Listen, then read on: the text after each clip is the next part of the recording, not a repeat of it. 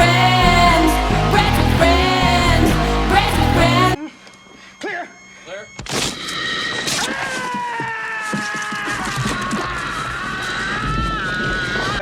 In the theatre of Dracopolis. Now, this was originally built during Dracopolitan times, before the ancient Greeks.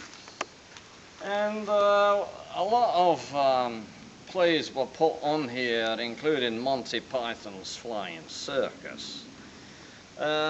Lots of actors did perform here in the early days when they got their starts here, including Richard Burton Gopalopoulos and Piero Tulipus performed here in early Greek times.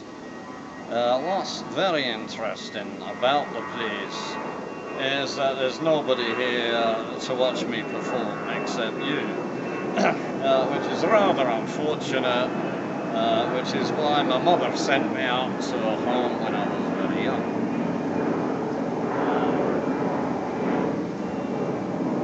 It's quite deserted here, it has quite an apocalyptic feel to it. I think there were actually sacrifices made here by the early Scots after an Aberdeen Celtic game, probably when Aberdeen lost. Anyway, I'd like to take you on now to the DJ booth where a lot of early tribal music was actually recorded. This way.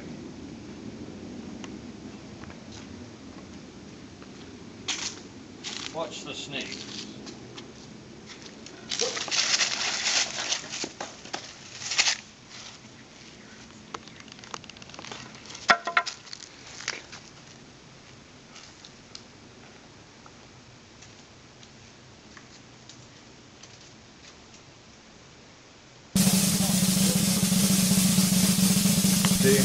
Yeah, cheers. Yes, good to see you. Are you in Oregon? I am in Oregon.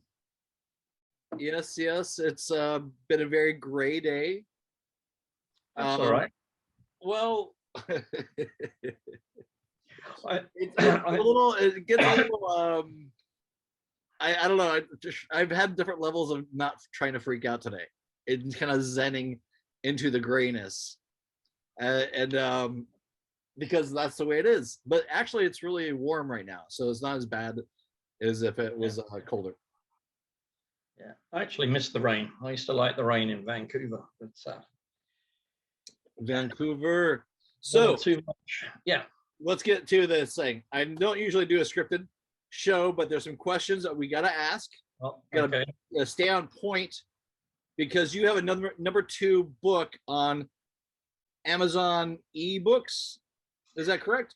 Amazon ebooks, yeah. It was on Monday, Tuesday, Wednesday. I think Wednesday it went down to number 4. And I mean, it's just amazing. Well, I was, amazed. I got that. But so yeah, the book is it's stories about the Big Apple and beyond. Stories from the Big Apple and beyond. Yeah. So it's about my time in New York when I lived in New York from 25 to well, the book starts pretty much in 1976, which was the year of the bicentennial. Oh, 1976! I remember that was a big deal. Yeah, it was a big deal, and it was fantastic actually. All the tall ships had come into New York Harbor, from all over the world. There were parties everywhere, up on people's roofs. And so anyway, the book goes from there to 2001 when the towers came down. And in 76, the towers were apparently supposed to have been finished by 1976 as part of the bicentennial celebrations. But I don't know when they were finished, 73 or something.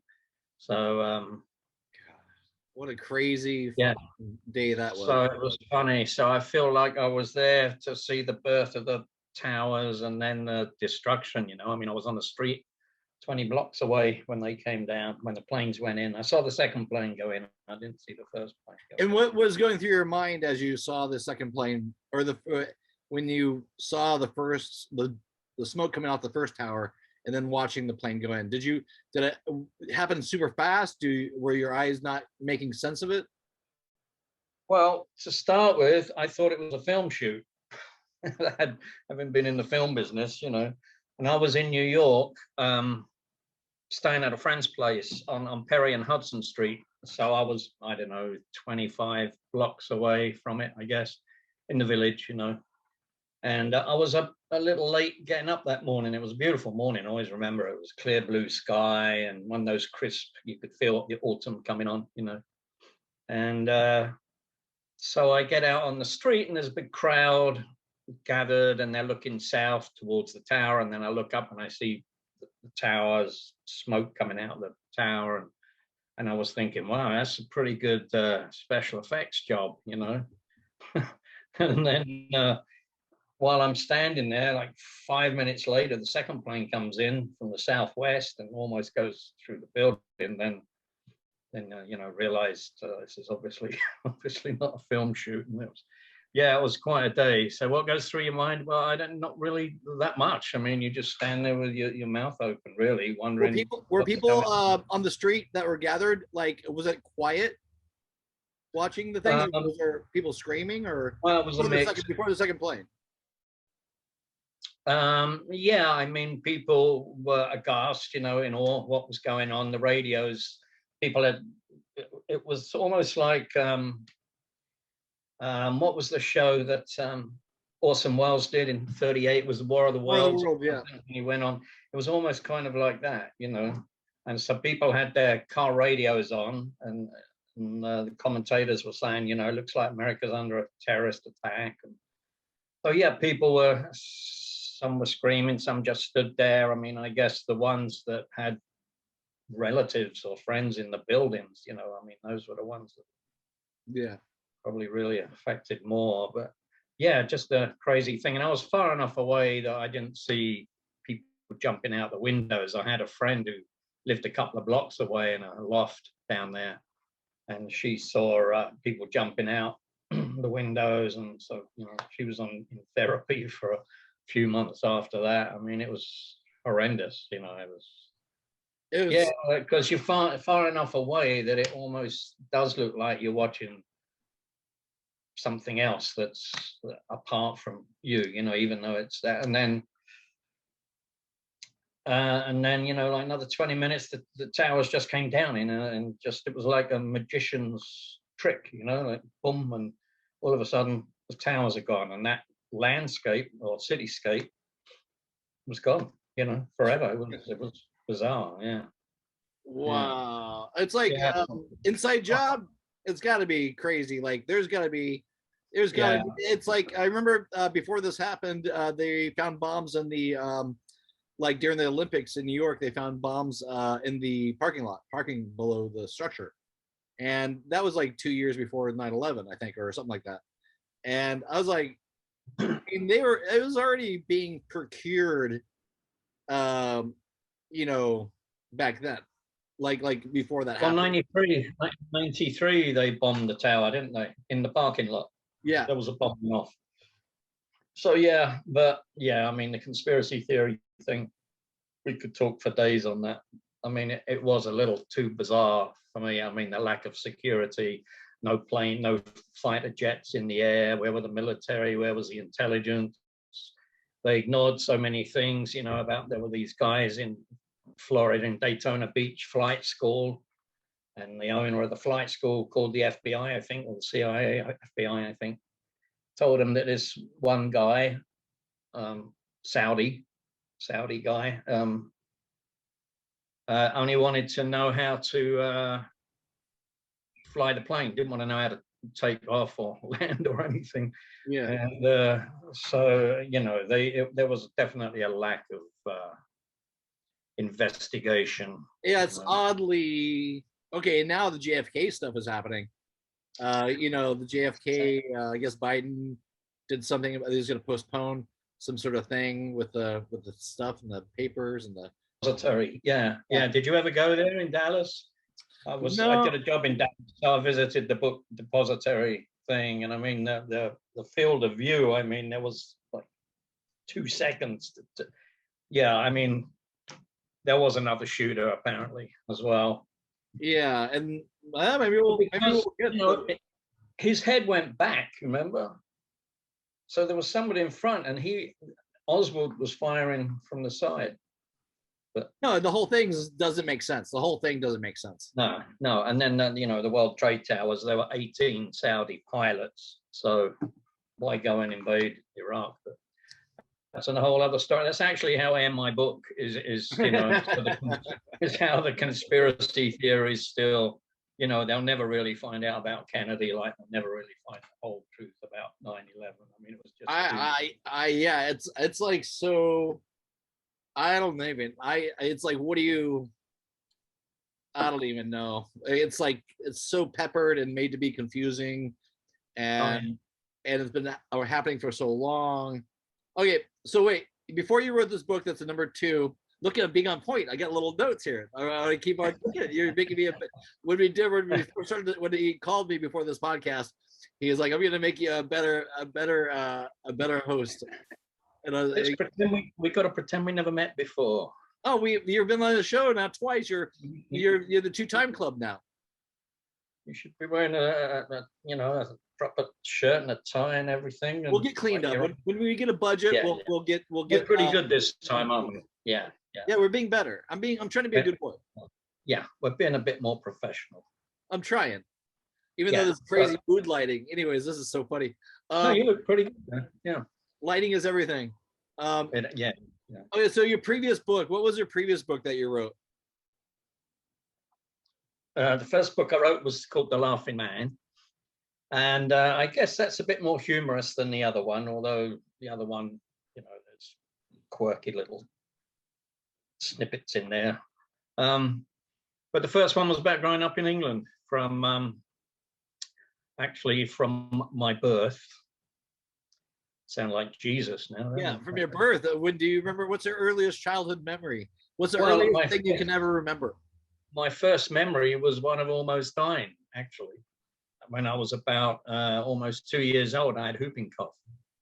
And so I never had the shot, or maybe they didn't have the shot back then or whatever it was. So I remember the smell of eucalyptus and my little head over a towel sniffing in eucalyptus steam. I remember that whooping, not catching your breath. And actually, I remember leaving my body, and not been the same like? since. It was actually kind of the call to adventure. It was bizarre. It wasn't frightening at all. It was quite sort of comforting. And so I've had that feeling a few times. I had that feeling when I was in India and I had hepatitis back in '86 when I went back to India. I've been to India a few times. And so, yeah, it's strange, So that was my very first memory, was that of almost dying. And so the book goes through my school days, and I went to a very crazy school. We had these lunatic teachers. I had an English master who had a scar right across his face. It was like from a Messerschmitt 109, 309 bullet, whatever. He looked like a Nazi guy. He used to wear these spectacles, like one side is always kind of smashed. He could have played a Nazi and a German officer in a film. Was he a nice guy? He probably was the opposite of how he looked. No, he wasn't. No, he wasn't a very nice guy. No, he was. Yeah, no, he could have definitely doubled up for a Nazi officer. He might have been a Nazi. Maybe he was.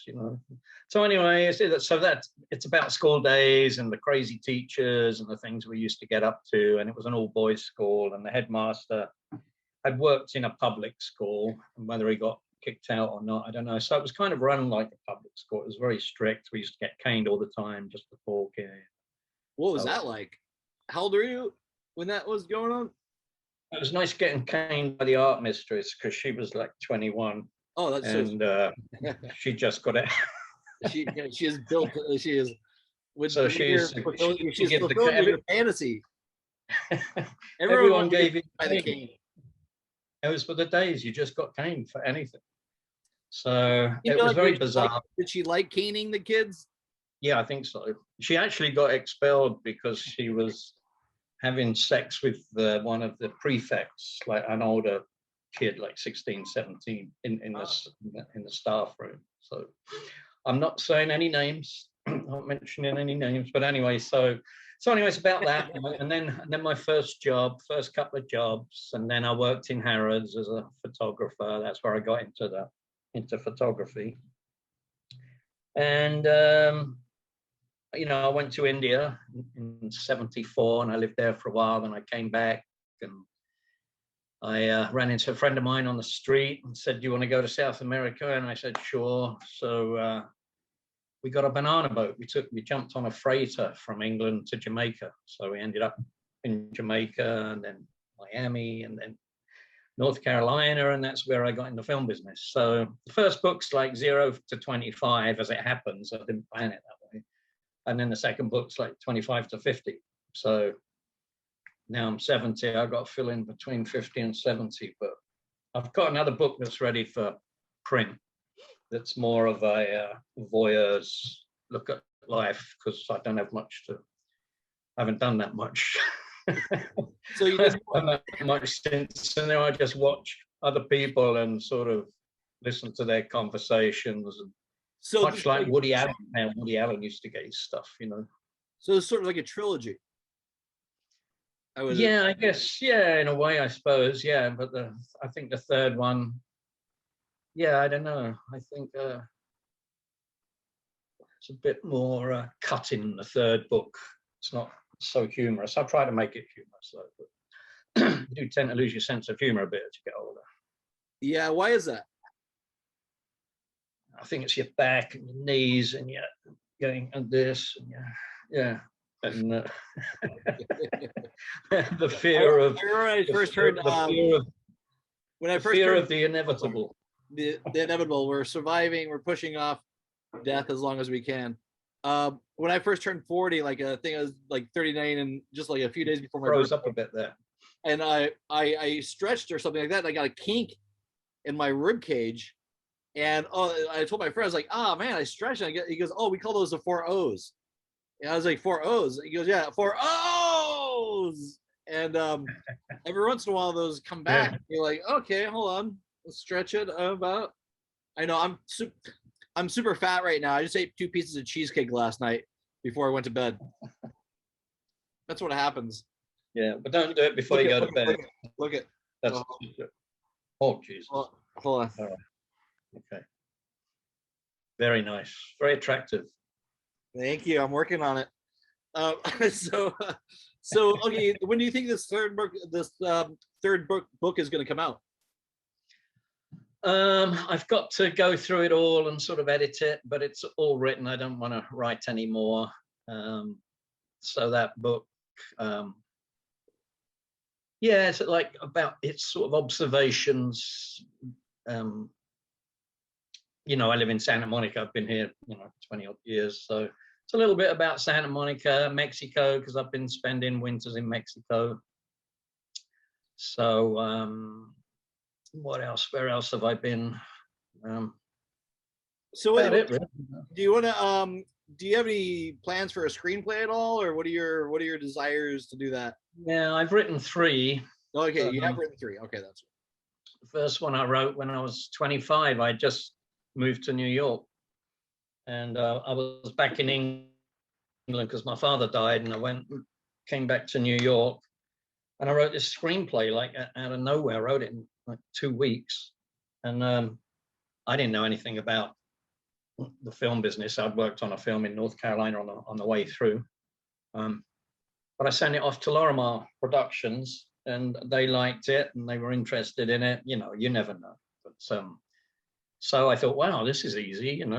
25, been in New York 2 weeks, gonna get a film done. How bad could it be? Well, Yeah. Of course, it didn't happen. And then occasionally I send it out, I get it out the closet, but it's so hard to know who you give these scripts to. I had an agent for a while that was didn't send anything out, but I've got 3, and I'd love to get one of them done. I'd like to direct it, actually. You know, I used to direct commercials for 12 years or so. So I've not given up on that yet, but you know. Yeah, it's Yeah, part of you know the story.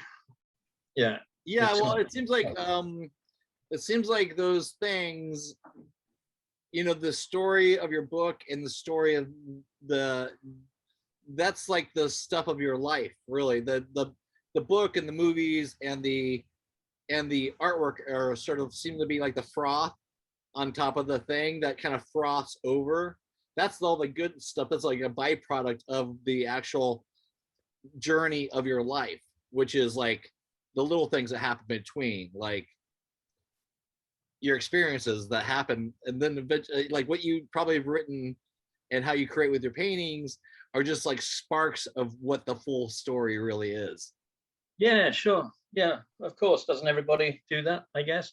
I mean, I always lived my life as an art form, really, and I even did some things that were a bit. Never did anything really that dangerous, but a lot of silly things because I thought that maybe it'd make a good story, you know, to tell somebody. I mean, it's like, you know, the old storytellers. You kill a man before? What's that? Have you killed a man before? Have I killed a man before? No. Okay. It's Not yet. Not killed anyone. No, not yet. I've seen things. I've seen things. Yeah, right. So wait, when okay, so we got to when your career started as a DP. It sounds like it's sort of at the end of your first book when you're got into film business. Can you give us a little anecdote about being the fresh kid on the block and going into movies like DP was? Well, I mean, I literally fell into the film business like a lot of people do, you know, being in the right place at the right time, or, you know, especially, you know, like production assistants. Somebody knows somebody and they say, well, you know, they need some production assistants. So, you know, you don't need a lot of experience for that. I never worked as a PA. I worked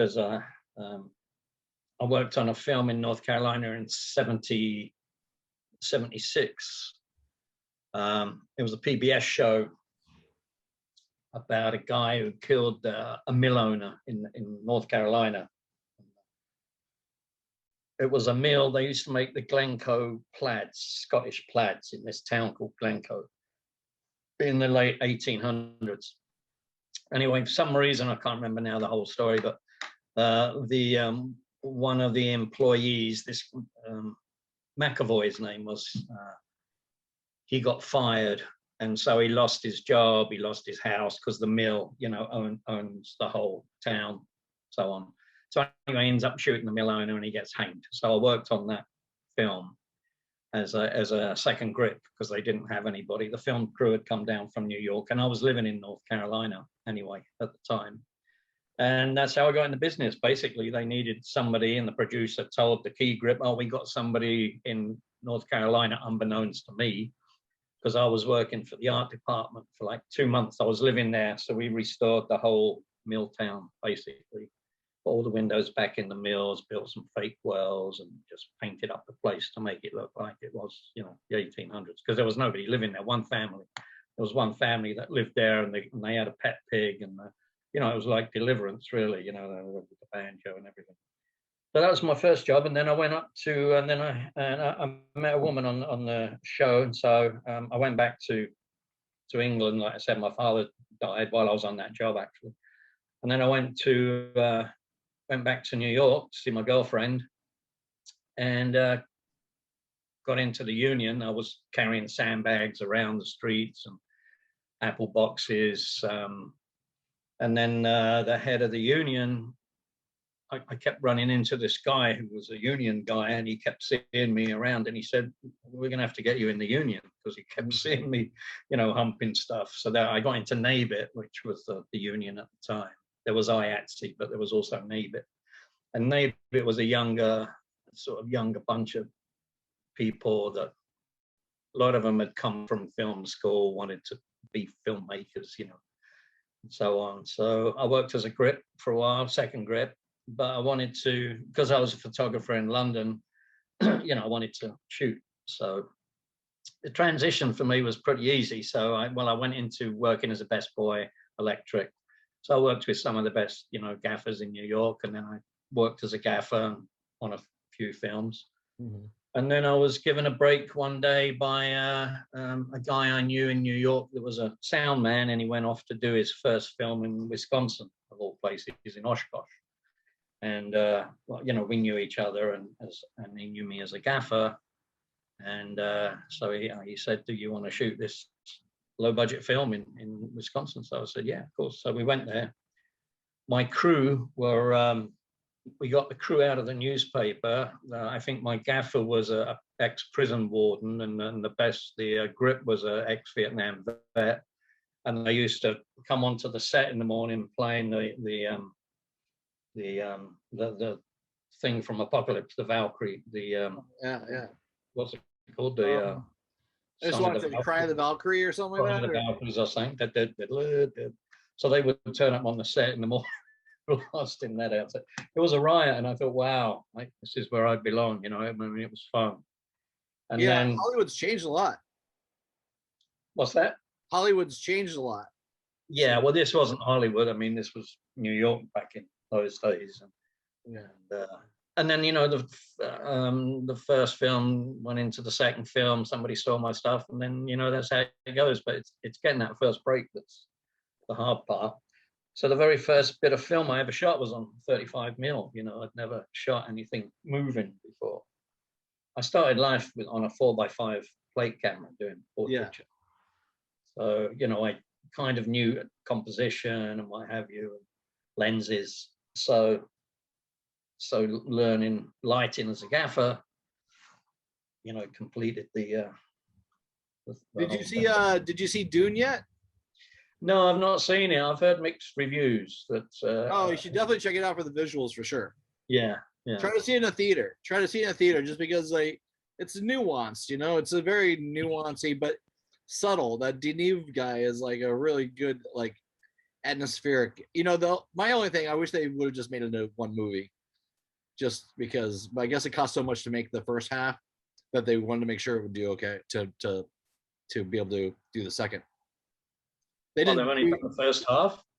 Basically, that's why it's getting the reviews. Is people want to see the whole story, but Oh, really? So it's like half a movie. basically, Wow, that's bizarre. What had he done before this guy? he did Blade Runner 2024. Oh, okay. Oh, 2024. Yeah. Super just, you know, nuanced, poetic, sort of in a Terrence Malick-ish in a way. Oh, I love Terrence Malick. Yeah, I love Terrence Malick. He's the goat. He's or Wexler, who passed away, right? He was the guy that did the Ronin-ish, or Tales of the Ronin-ish, or that was one of his last films. That was Wexler. Did you do that? Yeah, he did. He is I think he might have passed away. Yeah, I think he's passed away. Oh yeah, no, quite a few years ago. Yeah, we're really in the loop, eh? I'm definitely not in the loop anymore. I'm sort of retired, but I do miss the business. I miss the camaraderie of being on set, and I miss being a boss. You know, I like being the boss. Being the boss people around. Yeah. Nobody bosses me around now. People pass me around now.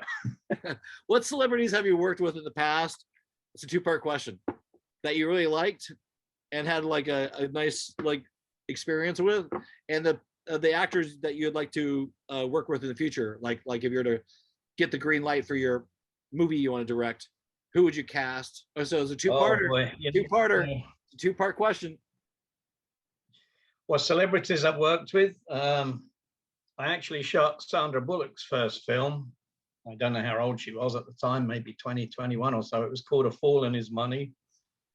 And she was the co-star, actually. There was a guy, I forget his name now, but he was the star, and she was his girlfriend in the show. So that was Sandra Bullock, and I always thought she was going to go places, because she always hit her marks. As long as they hit their marks, is that the trick? then they're great. yeah, technically she was good. And then, she seemed pretty confident, and the rest is history, right? And then I actually shot Kelly Lynch's first film as well on a film down in Mexico called Osa that never went anywhere. I think she was a model before she got into filming. And then right after that, funnily enough, she worked with a friend of mine, Oliver Wood, who did Miami Vice. So she went down to Miami and worked on that, I think. Then I did a film that Robert Duvall directed called Angelo, and we became pretty good friends for 2 or 3 years, and so he was a great guy. And yeah, and then I worked on Battlestar Galactica, so there were quite a few stars coming through that, and one of them was the guy who just passed away. Forget his name now. Anyway, so who else? Yeah, Karen Black. I worked as a electric on Come Back to the Five and Dime. Jimmy Dean, Karen Black was on that, and Sandy Dennis and Cher. So it's fun when you're around. What do you have a Karen Black story? The last time I saw her was she was doing a photo shoot on Venice Beach, and she was like this, and it was a summertime day. I think I had some friends working on their website. She was local in Venice and Santa Monica or wherever she was at, but she had an ice cream melting. Maybe I'll try to find that picture of her, and she was kind of standing there like with ice cream dripping all over her. Was she a trippy chick? Was she a what? Trippy chick. Was she cool? Was she like? Oh, she was very nice. Like Yeah, very funny, very quirky. Yeah, she passed away a few years ago. Actually, she married a guy I know. Well, I guess I could call him a friend.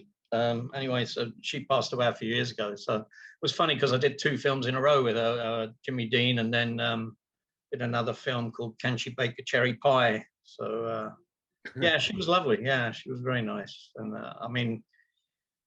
I think 5 Easy Pieces that she was in was maybe one of her really good roles. And of course, she was in Easy Rider in the early days.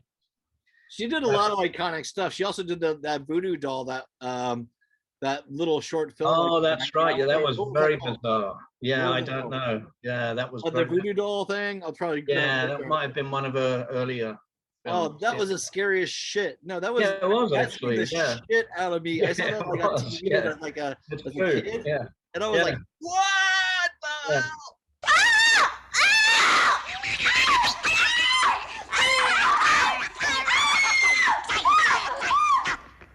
Well, it's like the early Hammer films. I don't know if you're familiar with those Hammer films, that came out of England, and Dracula, mainly Dracula films, Christopher Lee, and who was the other guy? Anyway, they were sort of in black and white in the early days, but they were really scary. You never saw anything really happen. There was no blood and everything. It was just a door creaking, and but we've all got so used to people being bludgeoned to death now. And then one of the best I recently I've never forgotten about it, but the John Carpenter's the Thing, I think might be one of the better. I don't know. John Carpenter had a run there for a while with They Live, or The Thing. Do you remember seeing The Thing? I probably did. That was a long time ago, wasn't it?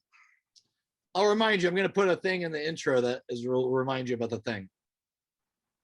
All right. I already did. I worked on a Friday the 13th, and then I shot a film. I did Hellraiser, Hellseeker, Part 6, and was nominated. Yeah, nominated for best cinematography on that. For Hellraiser 6? Well, yeah, for it was Miramax DVD Awards. Oh, nice. That was 20 years ago now. It's 2001. So, and I didn't really know what Hellraiser was. And then people said, "What have you done?" I said, "Oh, Hellraiser. You did a Hellraiser." They have a big fan club. It's a big following. Oh, yeah. I didn't really know, but they're redoing it again. They just did one, I think. I think they just finished one. Yeah. It's a female. Was the guy with little pins in his head? Pinhead. Pinhead. Um, this guy. People are like now. There people are like definitely not watching this anymore. They're like, that's Yeah. it. I'm not watching. They're turning this shit off now. But But they, it's got I a guess big, originally it was written for a female. I guess in the books. was it? Oh. Yeah. Because Clive Barker, who's an Englishman, I don't know if it was a book originally, but yeah, I think he was involved more on this last one. God, he's Yeah. got to be pretty old by now. Yeah, I would think so. Yeah. So yeah.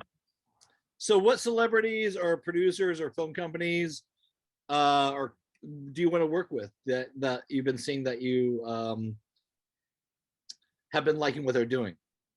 Well, it's hardly my choice, is it? Really? But I guess. and then I've been there. Yeah. Like, who am I to? Well, your wish list. I don't know. I don't know. Who's got the goods? Who's got the star power? I don't know the names of these younger actors anymore, but I see a lot of great acting now. I mean, on Netflix and actually in the cinematography, thanks to digital. I mean, hate to say it, but it's hard to go wrong, really, to make something look bad on digital because. Oh, they do. They do. Yeah, I'm sure there's a few, but a lot of the stuff, or most of the stuff I see on Netflix is really, I'm impressed. I mean, Peaky Blinders, for instance, and a lot of shows.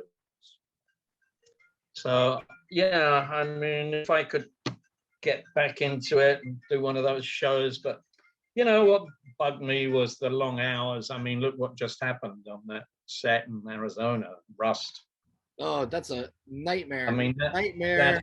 That's a typical example of low budget films. Hurry up. No set procedure, safety, requirements. It was a catastrophe. And funnily enough, the guy, there was something on YouTube I saw. There was a guy who was an AD and he went up for the job, not the guy who took it, but the guy turned down the job. And he actually said it looked like an accident or a disaster or something was about to happen. It looked like an accident. He said it looked like an accident waiting to happen. That's what he said about that with his interviews and so on. So there you go. Just because everything was so clunky, were they just fucking trying to shoot too fast? Well, I don't know, obviously, because I wasn't there, but I mean, the story. I mean, the crew hadn't been paid. The camera crew walked out. They got non-union people to come in, and I've been on these things and I know how they work, and lots of times, the AD or whatever is pushing, or the producers are pushing, and so all the safety goes out the window, especially when you're using guns, but it's true. I mean, guns are used so much, and I mean, it's amazing that more people aren't. More accidents in a way, but what's live ammunition doing on the set? Yeah, that's the question. Why is there a bullet that is real? Yeah, I mean, the whole thing is, I mean, it's like a bloody horror film, gone wrong. It's a nightmare. The shock that Alec Baldwin must have been through is like, I know people don't like him, but I don't have a problem with Alec Baldwin. He's never been mean to me. He's only been entertaining and a really fucking good actor and funny as fuck. But I mean, to have that happen to the PTSD that is gotta haunt this guy for fucking the rest of his life. I mean, look what happened to Vic Morrow, on the set of the Twilight Zone with John Landis. Yeah. John Landis never made a movie after that was any good. Yeah, I know he made movies after. I don't know. They all suck. They all suck. He lost his whole.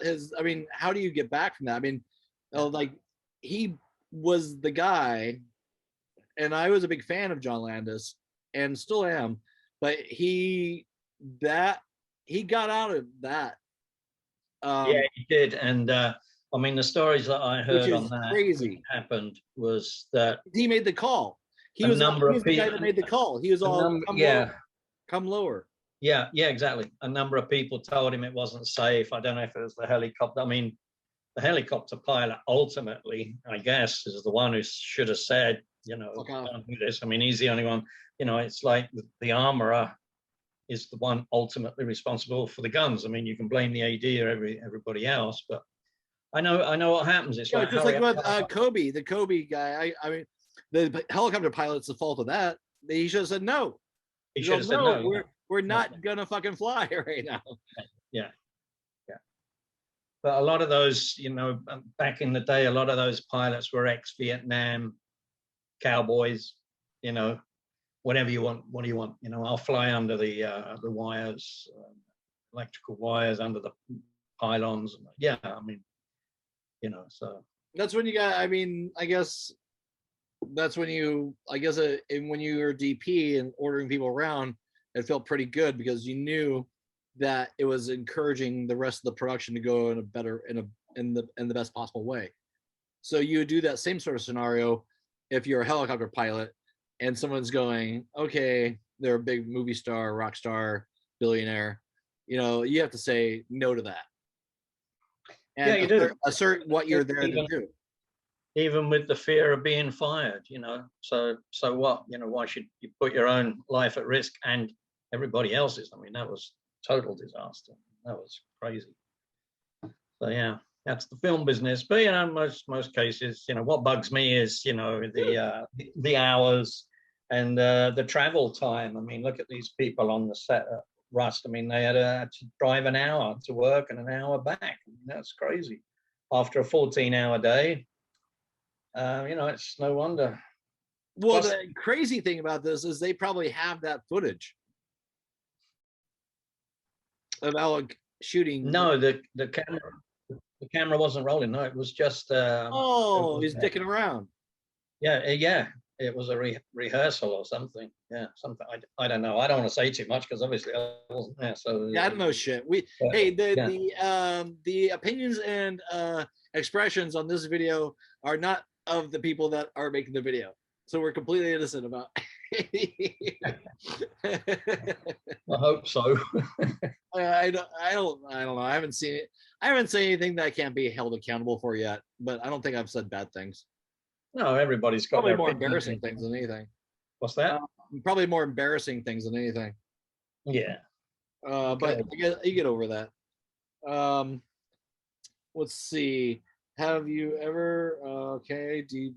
Hold on. I'm reading this thing real quick. I want to make sure I get the notes correct. Is there anything that I've not asked you about that you might want to talk about, and we can sort of?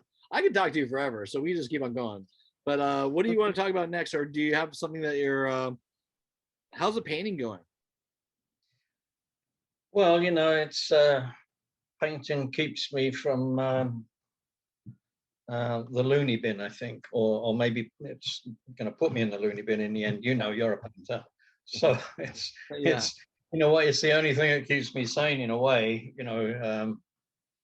The writing is so hard, and painting is a pleasure. I mean, you just get lost in it, as you know, and it's so between the two worlds. If writing could be as pleasurable as painting, I'd write a lot more. but once you get into the writing and you get on a theme.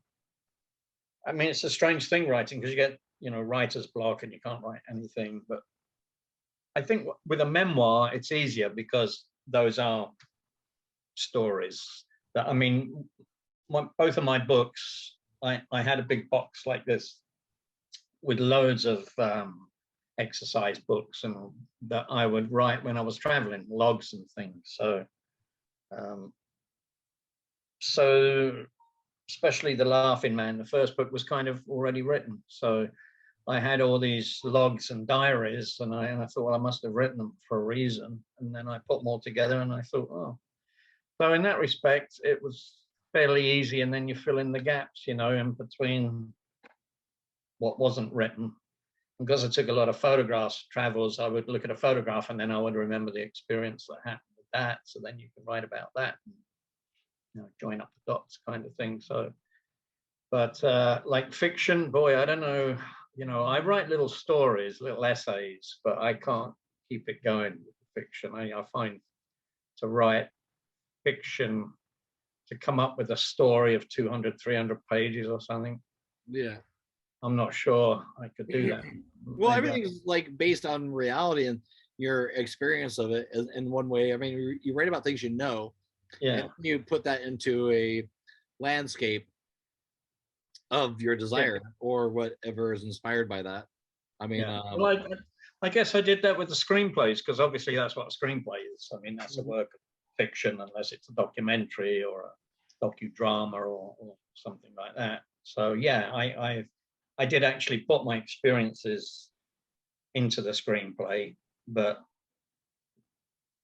had made up characters. You know, it wasn't fictionalized versions of the real. Yeah, it wasn't about me, or if it was sort of about me, it was me plus 2 or 3 other people, where I took their characters or personalities and then put it all into one person kind of thing. So, you know, I do like writing screenplays, but you know, that's not an easy thing either. You know, How do you push yourself when you? How do you push yourself when you can't, when you don't feel like writing, but you know you got to? Well, I don't have any sort of restraints. It's not like I've been, you know, hired to write a screenplay. So when you maybe under pressure, you'd write, you know, so everything I've done has been on a, you know, sort of amateur level. I mean, nobody's been paying me to write a screenplay, but so in that respect, yeah, maybe you need the pressure to write. I don't know. I don't know what professional screenwriters have done a lot of films, so I don't know. It's like filmmaking. What goes on in their minds? The same thing. It seems like it's like, you know, like art, painting, and like DP. It's layered, and it's almost like it's its own thing. You just got to be there to catch it, or to scribble it down at the right time, to memorize it or write it down and come back to it and layer on top of that and go back and forth. Yeah, I mean, I have thoughts that I'll be watching the TV or something, and I'll catch something. You know, maybe I'll just copy it and write it down in a book, or think I can use that, or it sparks off another thought process going off here, there, and then, you know, you write it, you do enough of that, scribbling down, and then you look at it all and you go, well, maybe I could match that with this, and then you can come up with a story, really. I mean, I think there's so many different ways to write a screenplay, I guess. I mean, I'm sure a lot of the people that teach screenwriting might disagree with that, because something's got to happen on page 30, something's got to happen on page 60. Well, everything's so formulaic right now. It's disheartening. We've already seen the construct of like the films that are being made, that have been being made for like the last 10, 20 years. How many of them are really that great? Out of the thousands of movies that have been made over the last like 10 years, like there's only a handful that are actually, you know, ones you'll remember to the day you die. Yeah. I mean, there's, you know, the epics and the Lawrence of Arabia's and all that. I mean, the great filmmakers. I think I don't know. I mean, I'm sure there are still a few around. I mean, I did like Once Upon a Time in Hollywood. I mean, I thought that was a great film. You know. What was your favorite scene? What's that? What was your favorite scene? Well, I guess the whole ending was just so bizarre. I mean, there you see a woman, you know, being burnt with a flamethrower, and it's comical. You know, I mean, the fact that, you know, that we can look at that and laugh because of the way it was filmed. I don't know if was it you that you thought that scene was funny? Yeah. Well, yeah, I mean, it was meant to be funny. This is your happy place. No, I mean, I think it was meant to be comedic, obviously, because otherwise it would have been just horrific. But, you know, it was the way that he went about doing it was so clever. I thought that it did become comedic, you know. I think, and I said this before with, I think it was our first interview, but Robert Richardson is the best part of a Quentin Tarantino movie. Well, they obviously work well together because they've done a lot, haven't they? Well, he shot JFK. Yeah. Literally, he was DP on that, and The Doors. Yeah. you know, and Kill Bill, endless stuff. Yeah, I mean, yeah, you know, I told you about my story with the Doors, right? The Doors movie. Yeah, you told me. Yeah, yeah. That was so crazy. Okay, so what were you gonna say? I just want to punctuate that. I just love that. Robert Richardson's just such a great DP. Who's the best DP right now? Is it the guy that did Dune? I don't know, who was that? Who shot Blade Runner 2024? We talked about this before. Oh, I don't know. The first Blade Runner. No, the second one. Yeah, I was thinking. I don't know who did the second one. I was trying to remember the one who did. The guy did the first one. But anyway, yeah, I wasn't a big Blade Runner fan actually. I know a lot of people thought it was a great film, but the second one?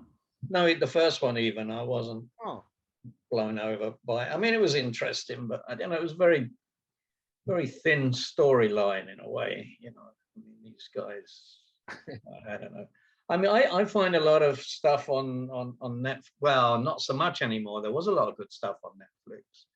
I mean, well, I thought Peaky Blinders was a great show, but I think that's where storytelling is at now, is with episodics. And, you know, I've actually binge watched for like 5 hours. I'd never watch a 5-hour movie, but you know, it's got to be really good. It's got to be really good. If it's a 5-hour movie, it better be fucking. Yeah, it better be really good. Well, it'd be like Andy Warhol's Sleep. You know, that he shot 6 hours of a guy sleeping.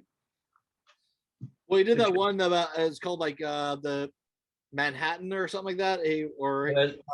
He shot the World Trade Center over a 24-hour period of time. No, it's the Empire State Building. He shot for, I don't know how many hours through the night, so the lights just go on and off.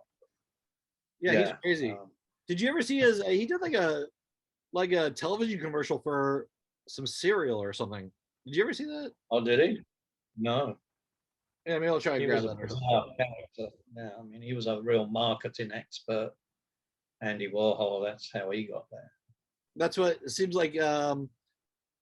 Hollywood's become as marketing experts more than movie experts.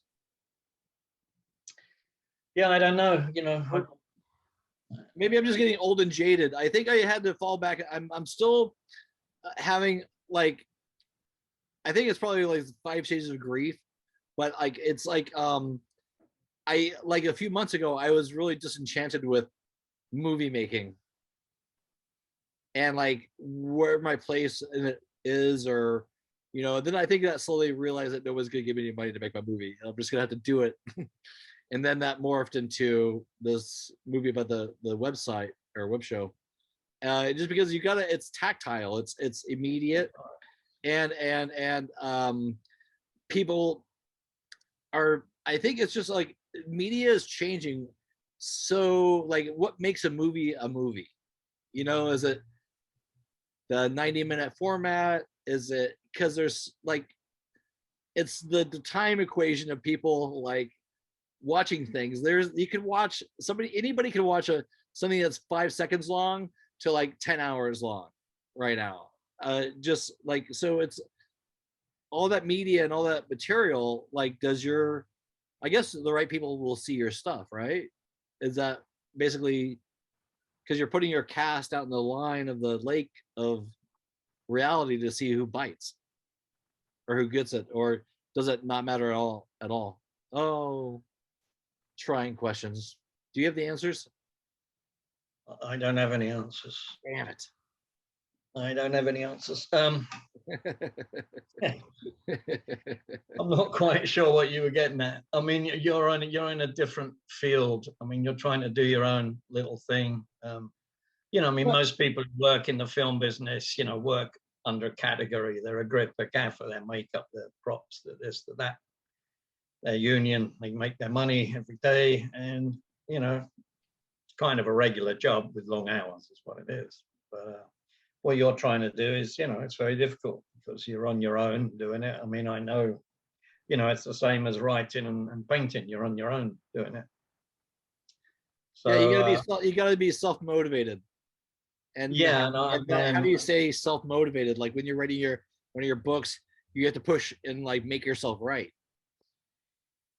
Yeah, but like I said, it was kind of, the books was kind of enjoyable until you get stuck, and then, you know, I bring in on my books, I brought in a lot of historical facts, like what was going on at the time, you know, in 1984, 85, or whatever, and so you can relate to a time zone, a period in time, you know, like when John Lennon was shot, for instance. I was in New York and I went to the wake the next day. So it's these little time, little eras in time, you know, go from one. Timestamp. What's that? Timestamp. Yeah, whatever you want to call it. Yeah. Well, I like timestamp because it marks a. Yeah. Oh, yeah. Well, that's, yeah. So like, you know, Lennon's death, and then what happened after that, you know, What do you think happens after we die? oh boy, that's a good one. Well, I was actually initiated as a Buddhist by the Dalai Lama, actually, and then before him by the Karmapa, which is a different lineage of Buddhism. So for a while, I sort of got into all that stuff and believed in reincarnation, because the Buddhists say that life is just like 1/4 of the whole show. You know, we live, and then we die, and we go into a state called a bardo state, which is a place in between life and death, and then a reincarnation. So like the Dalai Lama, for instance, he remembered his 14 previous lives, his reincarnations. And when he became Dalai Lama, they gave him these artifacts and he knew what they all were, who had them, so on. I mean, it's crazy stuff. So, you know, I don't know. So I believed in that for a while, but I don't know what I believe in anymore. I think maybe this is, you know, the Greek thing. This is it, you know, and you die and that's it. Nobody's come back to talk about it, have they? So, you know, I don't know. Well, the Dalai Lama would be the one who came back to talk about it. Yeah, I mean, exactly. I mean, he's convinced, and you know, I mean, look what these monks do. They spend their whole life in meditation and chanting. I mean, you know, all day long with the blowing of horns and banging of drums, and I mean, it's really out there. It's crazy. That's dedication. It is. To believe that they're getting ready for their next life, you know, and at the end of it, and maybe they go, well, okay, well, no, that's it, buddy. Shit, I should have had No, more sex. I've been meditating my whole life, and Oh my god, there's so much fucking I wasn't doing. so so who knows? Nobody knows. I mean, you know, like they say, life's not a dress rehearsal, and at times I did actually take it as that, thinking, oh well, if it doesn't work out, you know, I'll come back next time. Although, you know, I feel like I've been here before. I mean, I go to England and Greece. I feel like I've been there before. I mean, I remember like you know how birds can have a migration that they do lifetime after lifetime after lifetime. It's in their DNA. It's encoded. And the butterflies, what are those butterflies that go down to this little town in Mexico every year? They fly from the US.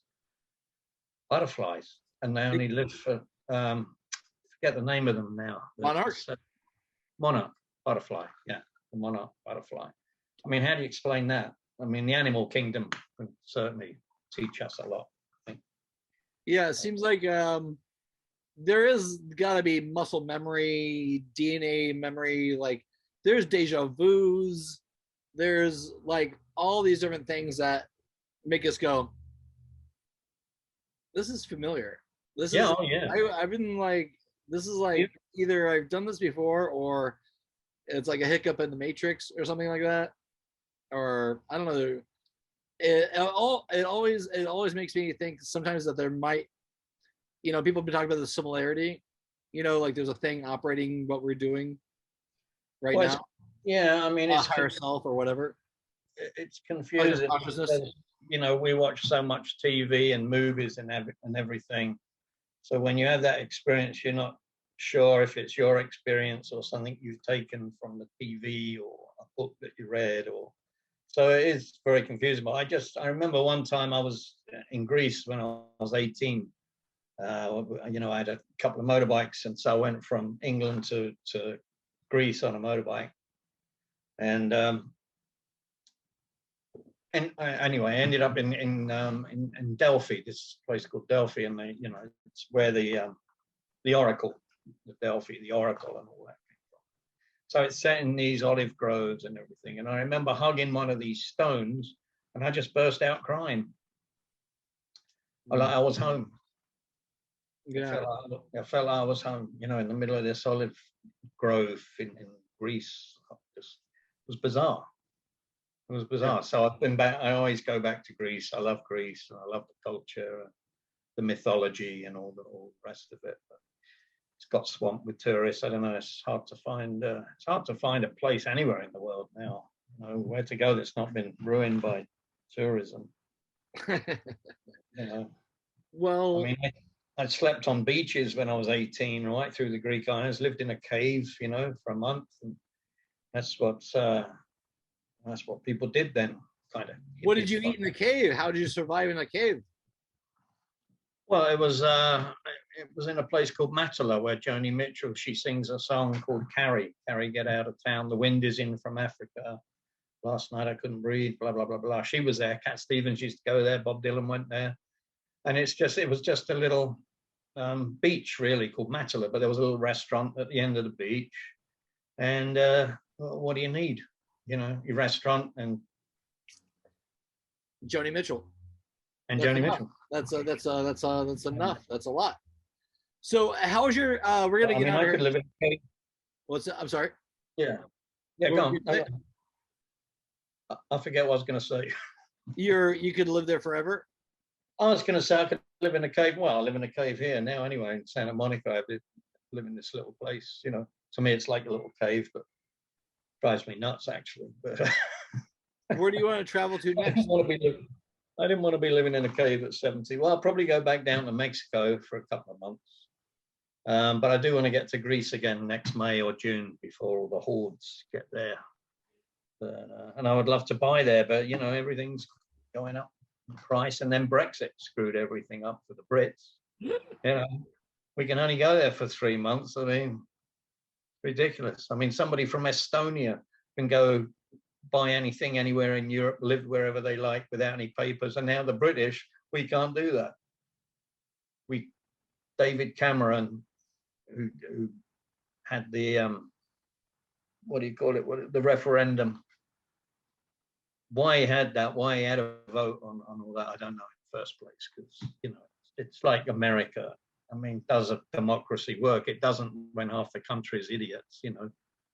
So yeah, I guess we gotta have faith that there are smart people out there that overrun the stupid people. Or not to be elitist, but maybe hopefully they're more smart people than dumb people. Well, you would hope so, wouldn't you? But that's what screwed us up with the Brexit, because it was the reverse of what happens in the States. You know, the Southerners are all, you know. We're in a weird world, man. Yeah, well, really in the north, you see, in the north, that's like our Southerners. These are people, working class people. Nothing against working class or anything. I was working class, still am working class, I guess. I'm working class, but I'm not working. But these were the people that voted for Brexit. You know, because it was that old British thing. Oh, you know, we're British. We don't need the European Union, and you know, half shrimp on the barbie. You know. No, that's Australia. But anyway, so yeah, it was that attitude, you know, is that sort of arrogance. We're British and we don't need to be part of Europe, you know. Now we're really an island. Now we're totally separated, and it's not working. It's a total disaster with industry, and you know, people that there was this whole fishing industry that just incident that went on because now, you know, they used to be able to fish in European waters, EU waters. Now it's British, French, and so people try to export their fish to France, and then it gets held up at the docks with paperwork. The paperwork now is unbelievable. All the red tape now, it's just made everything worse, and people are losing their businesses, losing their livelihoods and everything. It's a total disaster. Stupidest thing in the world to them. But they gave us the Brits gave us Monty Python. So maybe That's it was worth true. it. Maybe it was worth it. Well, yeah, those were good days. That's when people were silly. I mean, there's not enough silliness anymore. Everything's bloody politically correct. It'll, for every high there's a low though. Things have like pattern to them. Yeah, I think though, I don't know. I think we're on the road to artificial intelligence, and It's not a bad thing. no, it's a terrible thing. I mean, it's going to start. I mean, people are robotic enough as they are. I mean, who Oh no, it's going to get a lot more robotic than that. Yeah, but that's what I mean. Yeah, it's going to be artificial intelligence talking to each other, and we're just going to be sitting there and watching it. We're going to lose our way of talking. And well, we're going to be the chimpanzees and the monkeys in the zoo. Yeah, you can't work something out. You hit the computer and tell it, figure this out. You know? I think it's already happened. I think it's. Well, it has. I mean, how many kids now can do a multiplication with on paper? I don't know, an addition and everything. All of that.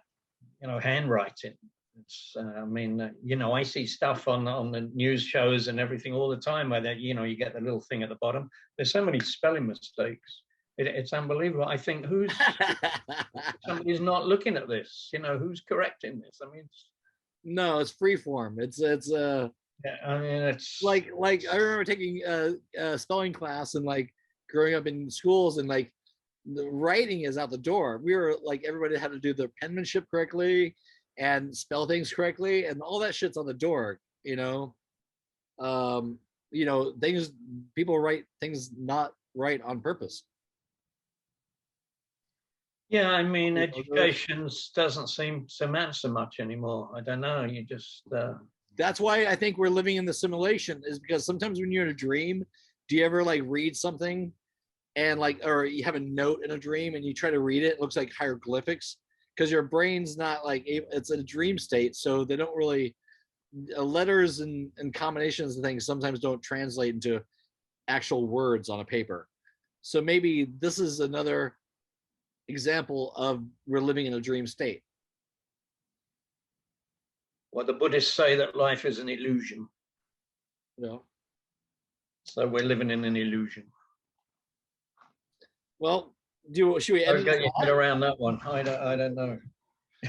This is all an illusion. None of this is real. None of this is real. Well, it's like that, the theory of the four planes, that somebody's living their life, you know, right now through yours. Somebody's walking through your life right now doing something else. I was like that. I like that visual. You know, I don't know. And there's like all this string theory. I mean, what's that? If we actually knew the truth, it'd probably blow our minds. Like that's why we are living in a human body in this tactile, things have density world. I mean, you know, how advanced are we since Stone Age man or whatever, or you know? Well, we're not more advanced than the thing that got us here. No, and I mean, you know, you look at the questions that are asked are the same, you know, as the philosophers Socrates and Plato and all that. If you read Plato's book, what was it called? I forget.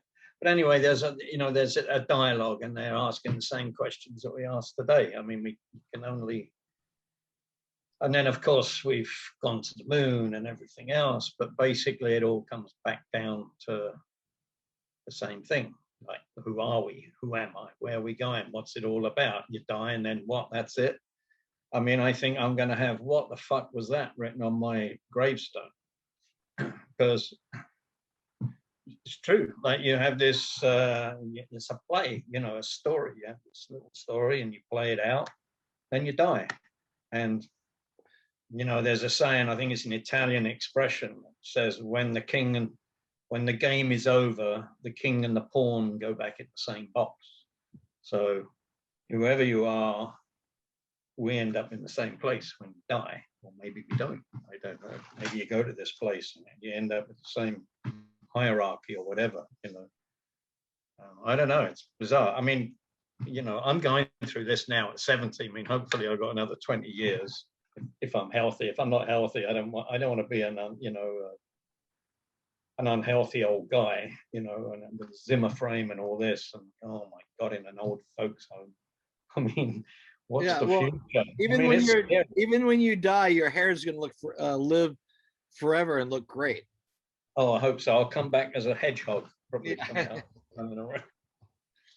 It'd be nice to think that. And I don't do a thing with it. It's all natural.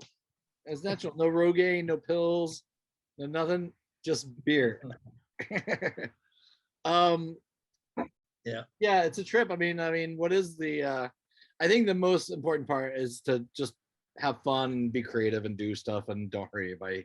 Oh yeah, absolutely. I just find it really, smell a flower. Yeah. No, I just find it really hard having fun these days. I mean, I used to make a point of having my life being fun with fun people, but it's hard to find those people, and it's fine. I mean, that's my personal thing. Maybe I'm certainly not living in the right place. I mean, California, boy, it's sleepy. It's sleepy. A lot sleepy. I mean, it's that I don't feel any.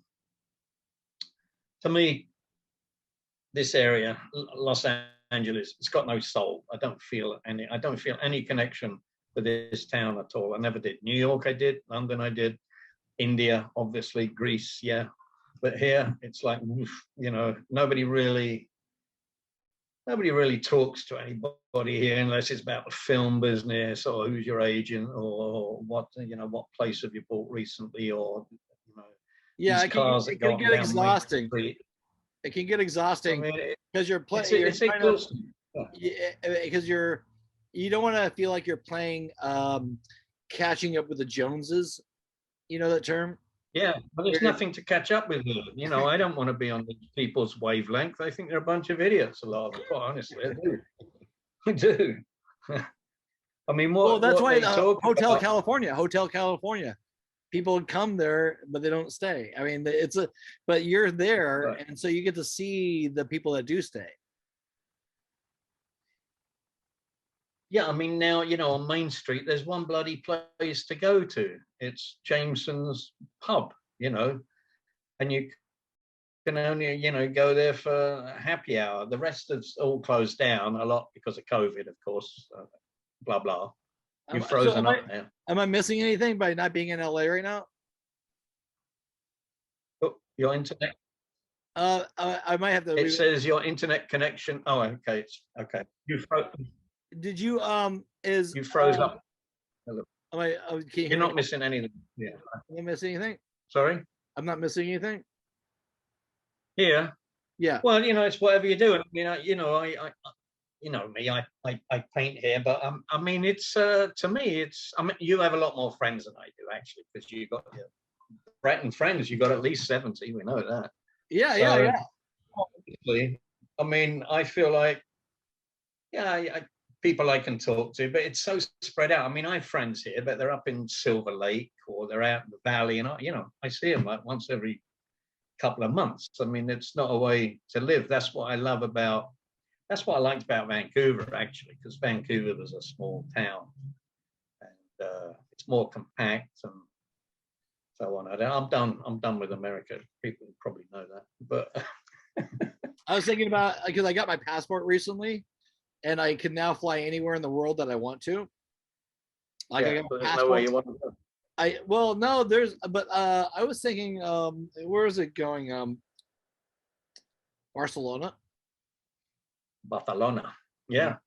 Is that a good place for an artist to be in these days, or if you got money? It's an expensive city. It's expensive. Yeah, Barcelona as well. You're dealing with the euro, and it's so one American dollar is I don't know, or one euro is, no, I'm getting it the other way around. Anyway, $1 American is €1. I don't know what it is now, 20 or something. So, or I don't know. So you're paying 25% or whatever more Oh, for stuff. we'll see. Now In the you first place. just totally dashed all my dreams of traveling. I don't. Yeah, I don't know whether it's to go. Well, it's good I to don't have know a whether passport. It's good to have a passport. Mexico's still a great place, and I like the Mexican people. It's, the I have a culture friend still. in Mexico City or outside of Mexico City. Mexico City is great. Yeah, I mean, I would take a trip there again. And, you know, you go to the anthropological museum there and everything. I mean, it's probably quite polluted, I think, Mexico's, but it's an exciting place to be. I mean, it's, you know, that's why I like Vancouver, because it was a good mix of, you know, you're up there in the trees but you're in a city, small city, but you're in a city, and it's they call it Vancouver now, because where I used to live down by English Bay, it's all high rise built. When you fly in there, it looks like Hong Kong now. It's all these high rise buildings, but it's still a decent place to live, and they have free healthcare. Don't get me going on healthcare in this country.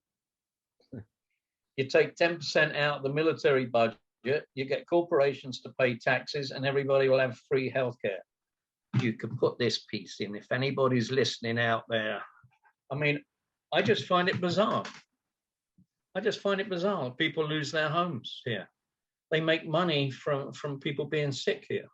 And every day I get, Medicare call or Humana or Scan. I don't even know what all this is. You know, in England, Canada, you have one system. You go to the hospital or the doctor, it's free. You can be in hospital for a year, it's free. No questions asked. Here, you don't know where you stand. You know, you can be in hospital. Maybe there's a weird value for human life, because it becomes like a numbers game, with statistics and stuff like that. You can't put a price on human life, and that's what they do here. They put a price on your life. Yeah, you can't afford it's this. Not worth it to keep. It's not worth it to keep you alive. It's not worth it to keep you alive. Can I have 2 legs off for the price of one? You know, I mean, that's what it's like. We got a deal, a plan. You know, these people call and, from whoever they are, the insurance companies for medical. I mean, it's such a scam. It's disgraceful. It really is. And why nothing has still been done, all I've been hearing about since I've been in this country, is healthcare, abortions, and guns. Nothing's changed in 40 years. It's a joke, whether it's Republican or Democrat. They don't do anything. It's money. It's a money-making machine. The business of America. Pharmaceutical company. Oh, I could go on and on forever, because I get so angry with it, because there's no reason why people should be So what's the solution? Losing their homes. I just told you. Take 10% out of the military budget, make corporations pay. I mean, there's got to be billions of dollars out there. All these fat cats getting rich. I mean, people got rich off the COVID thing. More billionaires were created, I think, during COVID. So how do you figure that one?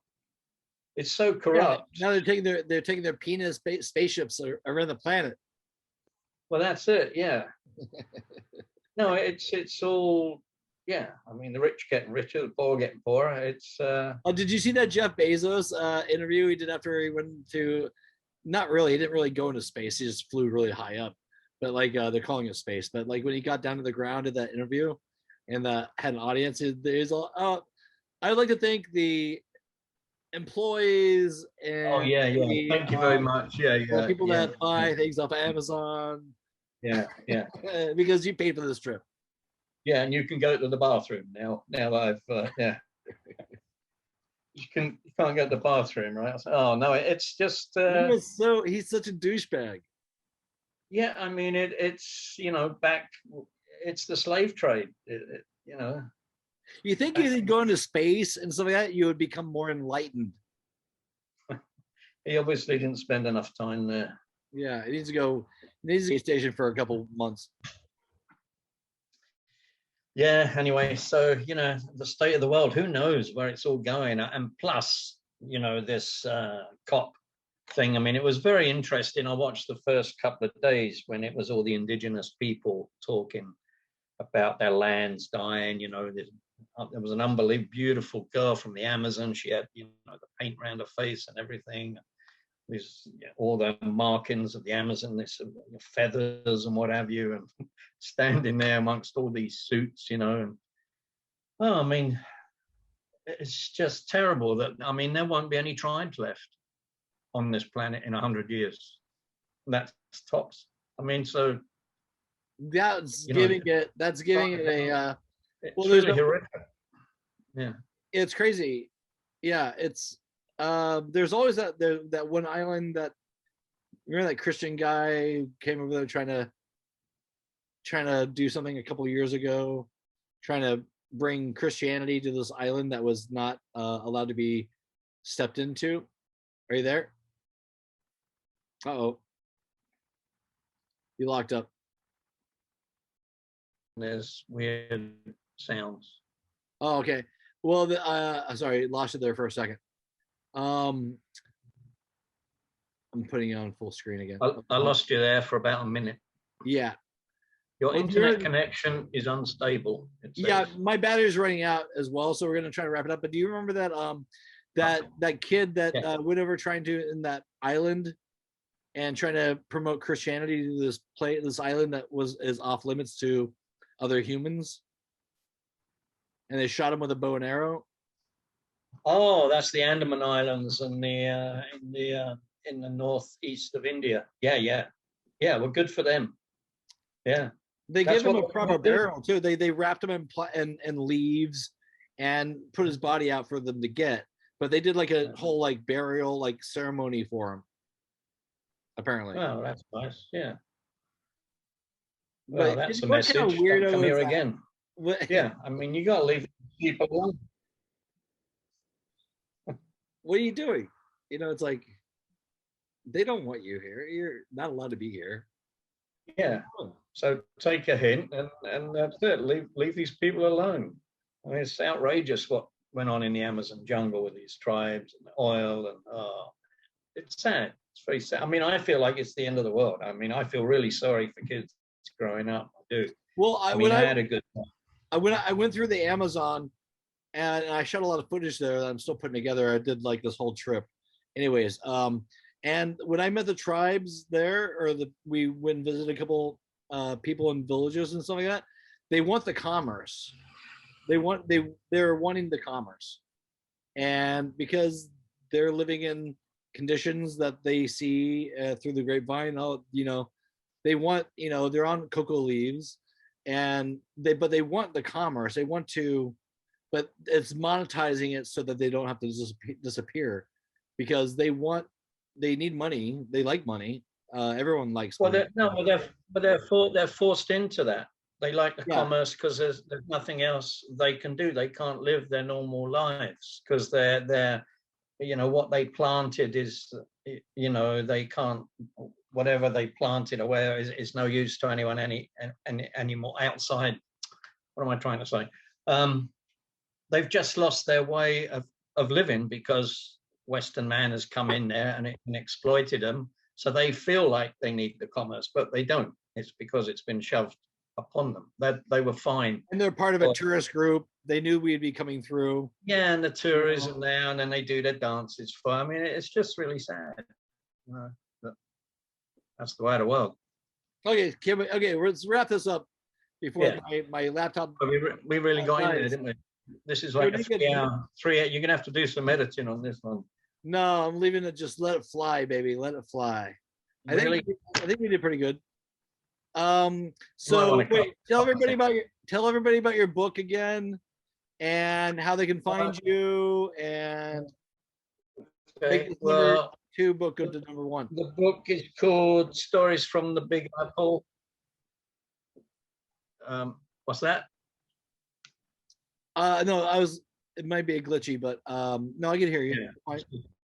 Yeah. Oh, so the book's called Stories from the Big Apple and Beyond, and it's about the time I lived in New York and some traveling, and what's it about?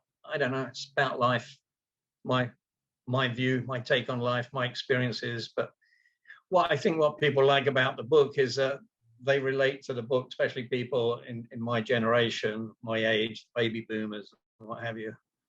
they always say, "Oh yeah, I remember what I was doing then. I wasn't in India, but I was here, and I remember that song." And so it's sort of I don't know, a portfolio of my life that a lot of other people can relate to. To start with, it's a bit more specific because it was the film business, but a lot of people that in the film business can relate to what I say in the book. And then travelers, anyone who's traveled, really, like I say on the back page, anyone who's traveled or lived in New York should read the book because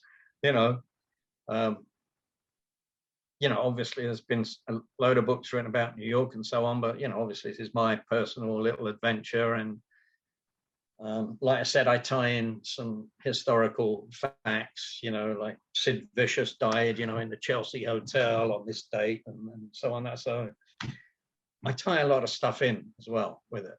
So it's not all about me, but it's,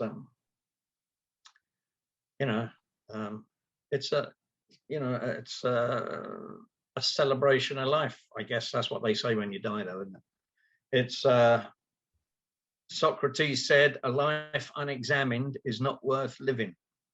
So I have definitely examined my life, and possibly too much. But I think that's that's about it. You got to examine your life, and I certainly went off on a few tangents. And I'm not where I want to be in my life right now. I'm not ecstatic about stuff that's going on. I mean, I felt like I've lived my life, and now I'm just, I don't want to say waiting to die, because hopefully, other things are going to happen. Yeah. I don't relate to this era at all. I don't relate to this. It's great, we'll be able to do this, but everything else that's that surrounds it, the attitudes of people, and I am living in LA, so maybe this is not a good example. I don't know what New York's like anymore. I loved being in New York at the time. I mean, it just was amazing. The energy there was amazing. I don't feel any energy here. It's like, oof, California, surfing dudes and for sure, and it's like this and it's like that, and every second word it's like, and it's like, no, I don't want to. You know what I mean? So I got to get the fuck. You know what I mean? It's like totally, what I mean? It's totally this and it's totally that. And I just want to get the fuck out of here. Which is why my first book is about Where the Fuck Are We Tribe. Where the Fuck Are We Tribe are a tribe of pygmies that jump up in the long grasses of Africa, and they jump out the top and they say, "Where the fuck am I?" So that's where I'm at now. But I wrote that a long time ago. Well, it was a joke in New York, Where the Fuck Are We Tribe. Well, in the infamous words, Socrates' last words were? Do tell. I drink what? I drink what? I drink what? Yeah. That's what he said? Yeah. Wasn't Socrates poisoned? How do you know he said? It's from a movie. Val Kilmer movie. I think he took his own. No, I think he took his own poison because they were going to kill him because he was too outspoken. And he was a dirty old bugger. He didn't used to wash and go around the streets, but he was a philosopher. It was great. To Socrates. Well, on that note, we should just get the fuck out of here. I'm going to end with "Eat life or let life eat you." Tahitian saying. Well, thank you for being on the show. It was such a good time. I hope you had fun. It was a pleasure. Yeah, it's always fun. I'm glad you're having a good. So are you at? Is this your parents' place? This is my mom's house, and I live here with my brother and my sister. Oh, okay. So how's that? You can cut all this out, of course. No, this is all part of the show. Maybe you should just leave it with "Eat life or let life eat you." No, I'll show it. I'm living in the laundry room. Okay. I have a really good mattress I bought at the beginning of the pandemic that is like a $500 mattress, so it's super comfy and I get really great sleep. But the weather is a little intense, I mean, it's like got Tourette's. The weather is all over the place. I'm just trying to be productive and trying to not go crazy. And Good thing. Yeah. put you know, I'm in a solitary sort of space. I mean, I drive around, whatever, but and do things, but it's I sometimes think about like oh, should I be in LA right now? I was like, is there anything different that I'm doing there that I'm not doing here? And this is sort of forcing me to, you know, I came back here I needed to regroup and kind of like, you know, I was in LA for like 6 or 8 months or something like that, and I had to regroup and kind of reconnect with the art, you know. And Well, you didn't have a great. Yeah. no, I had a great time in LA. I made lots of money. It was You very didn't have the productive. best. No, I was going to say you didn't have the best living situation, though, did you? You didn't. No, have the I best rented some rooms from Claude, and Yeah. I mean, I paid for hotels and I Airbnb'd. Although, trust me, I had the last 6 months were great, but this is giving me a focus and making me like the idea for the show being a movie came about. Yeah, you should work on that. Yeah, because, that's interesting. because I think it's the most doable thing. So it'll be very meta, which I hate to even use that word, but it's like something that's like I feel like it's I don't know, it's doable, and it'll be funny. Yeah, so I'm gonna do that. So Well, it's good. like, I'm just kind of Yeah, it's good to come and go anyway. Yeah. yeah, I'll be back in LA soon enough, but I don't know. I mean, I got my passport now. I want to travel the world again. Go to Mexico. Perhaps I got friends there, Well, but I might want to go to Hawaii. Hawaii, people don't want anybody there. In Hawaii, they're like, no, don't come here. yeah, with the COVID thing. Yeah. Well, Mexico's a lot cheaper than Hawaii. True. Yeah. Maybe we'll You'll see. figure it out. Yeah, I'll figure it out. Yeah. Okay. Yeah. Well, let's go. Well, John Drake. that was almost 2 hours. Yeah. We Amazing what a beer does. It like it just stops time having a beer. Well, it's also good to talk to you though too. So it's good to see your face. Good Yeah, it's good to catch up. Yeah, it was a different take this time. Yeah, look how professional we look. Wow. We're trying. All right, let's talk soon. All right, I'm gonna get out of here before my laptop dies. What do you usually say? Okay. Well, namaste. Namaste. Namaste. Namaste. Namaste, which means I worship the God within you. Clear. Clear. Friends with friends, friends with friends, friends with friends, it's never going to end. Friends with friends, friends with friends, friends with friends, let's do it again. Brett, he talks to people about stuff. He's the podcast man. In the theater of Dracopolis. Now, this was originally built during Dracopolian times, before the ancient Greeks. And a lot of plays were put on here, including Monty Python's Flying Circus. Lots of actors did perform here in the early days when they got their starts here, including Richard Burton Gopalopoulos and Piero Tulpas performed here in early Greek times. What's very interesting about the plays is that there's nobody here to watch me perform except you, which is rather unfortunate, which is why my mother sent me out to a home when I was very young.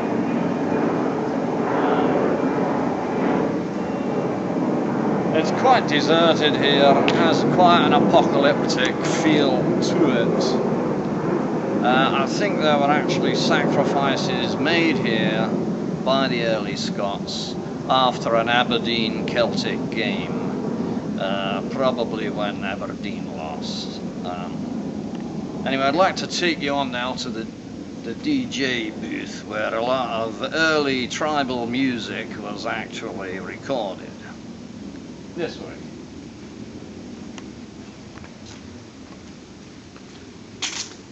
Watch the snakes.